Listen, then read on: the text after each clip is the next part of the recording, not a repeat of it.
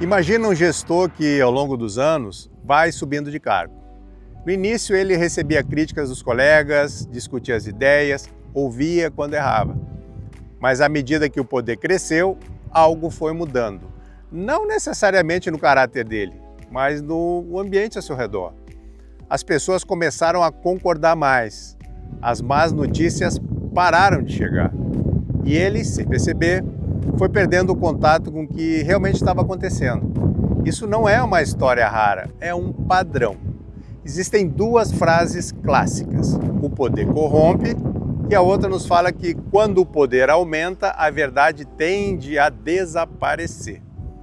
Mas hoje eu quero propor um olhar diferente, mais preciso na minha opinião. O poder não corrompe apenas o caráter. Ele altera a nossa capacidade de ler, de interpretar a realidade. E para entender por quê, eu vou te convidar a olhar por duas lentes científicas. A primeira delas, a análise do comportamento, baseada nos ensinamentos do psicólogo Skinner. E a segunda, a biomimética, que é uma ciência que estuda as soluções que a natureza toda levou milhões de anos desenvolvendo. Vamos começar pela psicologia. Todo o comportamento de uma pessoa, de um grupo, de uma instituição é moldado pelas suas consequências. A gente age, o mundo reage. E essa resposta vai orientar o nosso próximo passo. Ninguém está fora desse princípio. Agora pensa comigo, o que acontece com esse mecanismo quando uma pessoa acumula muito poder? Primeiro, diminui drasticamente a probabilidade dela receber críticas genuínas. As pessoas ao redor dela aprendem muitas vezes, sem perceber conscientemente, que discordar tem um custo. Então, param. Segundo, as más notícias começam a ser filtradas antes de chegar. Não necessariamente por má fé. Às vezes é só um instinto de sobrevivência organizacional. O resultado? O ambiente ao redor do detentor de poder passa a reforçar quase que exclusivamente a concordância e punir, mesmo que de forma sutil, a discordância. Skinner nos ensina que sistemas sociais saudáveis dependem de contingências que permitam a correção dos erros. Quando esse mecanismo quebra, o que a psicologia chama de privação de feedback, o comportamento começa a se afastar progressivamente da realidade. Não por maldade, mas por ausência de informação corretiva.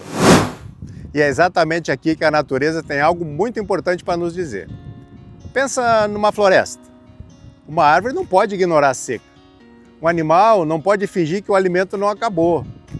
O ecossistema inteiro está em constante diálogo com a realidade, recebendo sinais, ajustando o que é necessário e respondendo. Na natureza, mentir para si mesmo é literalmente extinção. A biomimética identifica nos ecossistemas mais saudáveis aqui da Terra algumas características em comum, mas eu penso que duas delas me parecem especialmente relevantes para essa nossa conversa aqui. A primeira é a retroalimentação constante. A informação circula o tempo todo em todas as direções, sem um ponto central que filtre o que pode ou não ser dito. A segunda é a correção descentralizada de erros. Pequenas falhas são ajustadas localmente, antes de se tornarem colapsos sistêmicos. Sistemas excessivamente centralizados, que param de ouvir os sinais do entorno, são os primeiros a quebrar. É a diversidade de sinais e a capacidade de resposta que vão garantir a sobrevivência. Quando a gente une a psicologia com a biomimética, a gente chega a um princípio que me parece universal. A saúde de qualquer sistema vai depender da capacidade dele permanecer sensível às consequências reais dos seus atos.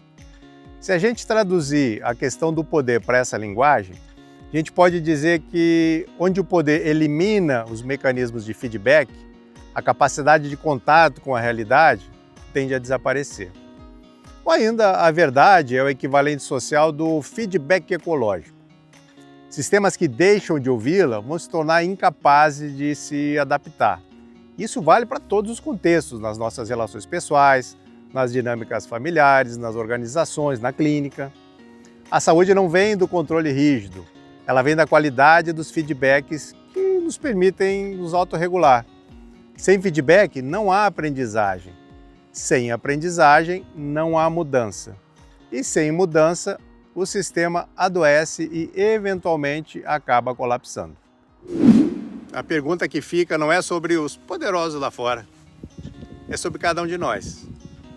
Será que a gente está criando nas nossas relações e ambientes um espaço para o feedback honesto chegar? Ou sem perceber, a gente também está construindo uma ilha onde a gente só ouve o que confirma o que pensa?